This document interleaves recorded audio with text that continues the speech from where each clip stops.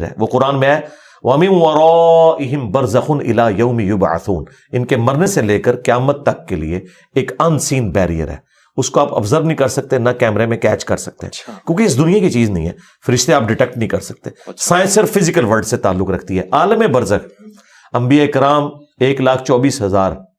کم و بیش بیت المقدس میں صحیح مسلم میں آتا ہے جمع ہوئے، نبی الاسلام نے امامت کی،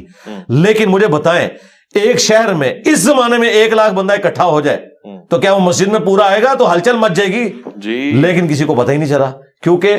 وہ اس فریم آف ریفرنس میں بات ہی نہیں ہو رہی تھی، وہ ایک الگ دنیا ہے جو اس دنیا کے ساتھ تعلق نہیں رکھتی، اس کے اپنے رولز ہیں، اور اللہ تبارک و تعالیٰ نے وہ غیب کے پردے میں وہ ساری کی ساری چیزیں رکھی ہوئی ہیں۔ یہاں پہ بھی روح کے بارے میں سورہ بنی اسرائیل میں آیا کہ اے نبی تم سے روح کے بارے میں پوچھتے ہیں، تم فرماؤ یہ اللہ کا امر ہے، اور تمہیں تو علم نہیں دیا گیا مگر قلیل۔ جب علم قلیل دیا گیا نبی الاسلام کو، تو ہمارے ٹیچر تو وہ ہیں،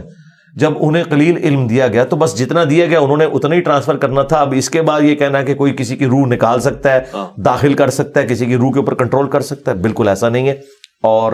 روح جو دنیا سے چلی گئی وہ چلی گئی، اب اس کے نکلنے کی جو تفصیلات ہیں وہ سنن نسائی کے اندر تفصیل کے ساتھ حدیث موجود ہے کہ اہل ایمان کی روح کیسے قبض کی جاتی ہے۔ بخاری میں حدیث ہے کہ اللہ تعالیٰ فرماتا ہے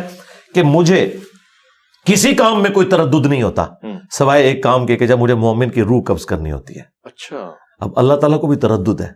اللہ کو بھی تردد ہے، کیوں؟ اس کے ریگارڈ میں کہ میرا مومن بندہ ہے اور وہ موت کو ناپسند کرتا ہے، ویسے فی نفسی تو موت کو پسند کرتا ہے، لیکن اس اعتبار سے کوئی شخص مرنا نہیں چاہتا، دنیا میں رہنا تو چاہتا ہے انسان، یہ ول جو ہمارے اندر ہے اسی نے ہمیں زندہ رکھا ہوا ہے۔ کوئی شخص بھی یہ نہیں چاہتا کہ وہ جان بوجھ کے جا کے مر جائے، وہ چاہتا ہے کہ مومن بھی چاہتا ہے کہ میں زیادہ عرصہ دنیا میں گزاروں، اللہ کو رسپانس کروں، زیادہ اپنے لیے ذخیرے آخرت اکٹھا کروں، اور پھر کوئی بھی نہیں چاہتا کہ اپنے بیوی بچوں کو اس طریقے سے چھوڑ کے چلا جائے۔ تو اللہ تعالیٰ ماتا جب اعتراض ہے، شہید تو چاہتا ہے کہ وہ شہید ہو جائے، مطلب شہادت کی آرزو لے کے لوگ میدان میں اترتے ہیں نا جی، شہید تو چاہتا ہے، بالکل، موت اس لیے گلے لگاتے ہیں کہ موت آنی ہے، اس لیے نہیں کہ وہ جا کے تو خود کافر کو کہتے ہیں کہ یہ میں کھڑا ہوں تو آگے مجھے تلوار مار دے، یہ نہیں، موت تو آنی ہے، ایگزٹ تو ہر بندے کا دنیا سے ہے، تو جب ایگزٹ ہے تو شہادت کے ذریعے ہو، یہ نہیں کہ خودکشی کرنی ہے آپ نے، خودکشی اور شہادت میں آپ نے فرق رکھنا ہے، تو موت تو آنی ہے، تو خواہش ہونی چاہیے کہ میں شہادت کی موت مروں، لیکن یہ خواہش نہیں ہے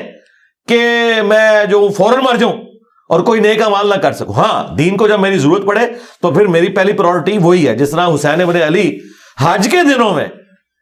کربلا چلے گئے تھے اس لیے کہ وہ سمجھتے تھے کہ اس وقت اس چیز کی ضرورت ہے، ٹھیک ہے، اور باقی جو حج آج تک سلامت ہے وہ حسین ابن علی کی بدولت ہے۔ ہاں،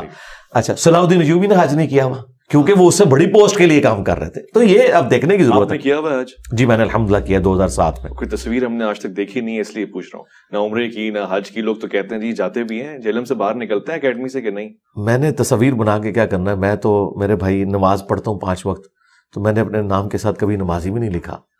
تو میں نے حاجی بھی نہیں لکھا، حج بھی کیا ہے، عمرے بھی نہیں، کتابیں بھی نہیں، وہ تو میں ایک سلوگن کے طور پہ بات کرتا ہوں۔ اچھا، اس طرف واپس آئے کہ وہ اللہ تعالیٰ فرماتا ہے کہ مجھے تردد ہوتا ہے جب مومن کی روح قبض کرنی ہے، کیونکہ موت کو تو ناپسند ہر بندہ کرتا ہے۔ یہ میں اب تک نہیں سمجھ پا رہا، میری ہیلپ فرمائے۔ اللہ کو تردد یعنی وہ تو نفس مطمئنہ کو قرآن میں پکار رہا ہے، آپ کہہ رہے ہیں کہ ہاں وہ اگلی سٹیج ہے نا، یہ اس سے پچھلے والی سٹیج ہے۔ اچھا،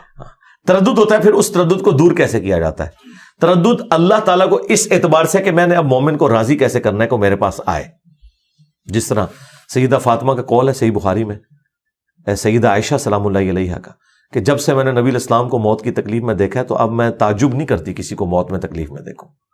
تو موت کی تکلیف سے تو نبی الاسلام کو بھی گزرنا پڑا ہے، یہ تکلیف تو ہے نا، ہاں بالکل۔ اچھا، وہ تکلیف سے تو گزرنا پڑا۔ پھر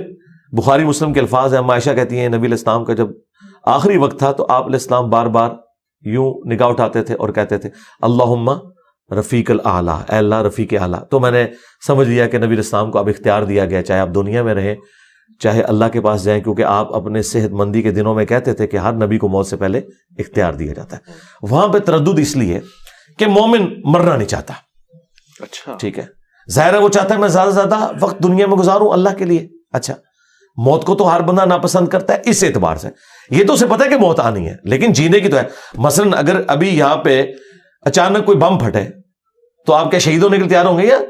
بھاگ دڑ کریں گے، سب کچھ کریں گے؟ کوئی بڑے سے بڑا ولی اللہ بھی بٹھائیں، اس کے سامنے بھی ایسے ہو، اس کی بھی آنکھیں بند ہوگی، ظاہر ہے کہ اللہ نے نیچرل رکھا ہے ہمارے اندر۔ ولی اللہ کے لیے